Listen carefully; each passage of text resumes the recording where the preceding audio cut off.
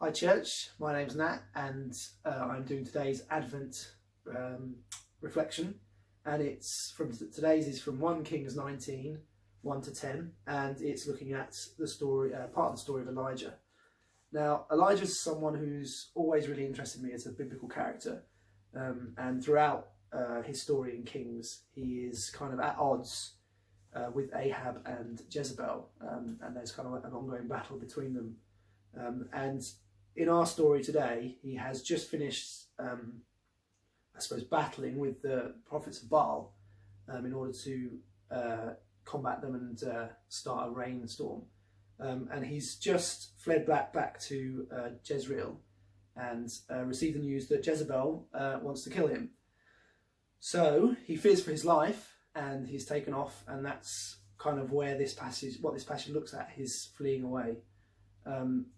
And I think one of the main points in today's story, as we're obviously looking at feasts throughout the Advent, and this is an unusual feast because it's really just a feast for one person, but I think, like a lot of stories in the Bible, God uses food to perform a miracle, and I think something that we forget as modern people is that food is important to us, but it's something we kind of take for granted.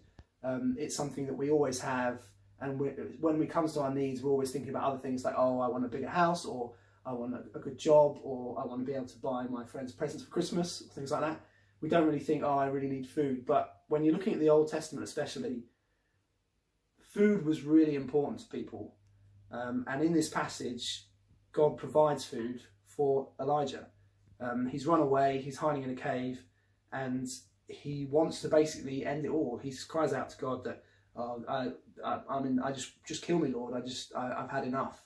But instead of answering that prayer, as it were, to God, he decides to help him instead in a different way.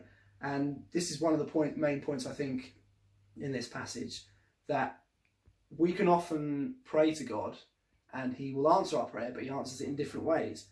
So here, Elijah wants his life to end. He's got people after him. He doesn't want to be killed by them. He'd rather God just end his life and he can just be done with it. But instead of ending his life, God decides to save him, and he feeds him. And he has 2 meals.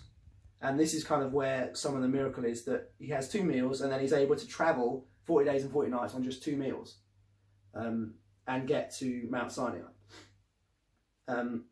So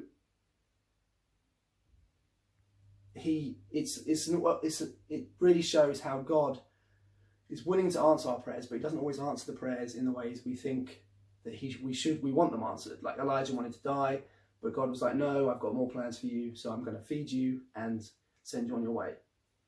And then right at the end, there's another point that I think is worth highlighting.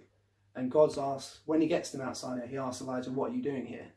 And for the first time, Elijah is truthful with God. And I think this is another thing that God wants us to hear from this passage, that he wants us to be truthful. So if our lives are in a state, if we've got problems, he wants us to take them to him. At the start, Elijah doesn't say that. He just says, I want to die. He doesn't say to God, oh, these are my problems, please help me. But at the end of the passage, he does. He says, I'm alone, I'm the only one left. And he points out to God what his position is. And this, I think, is what God just wants us to do. He wants us to be truthful with him. He wants us to say, this is what I need, God. He wants us to cry out in our time of need and explain to him how we're feeling, because he's a loving God. And I think this is the main thing to take from today's passage, that God wants us to ask him for help. He wants us to be truthful, and he wants us to tell him how we're feeling.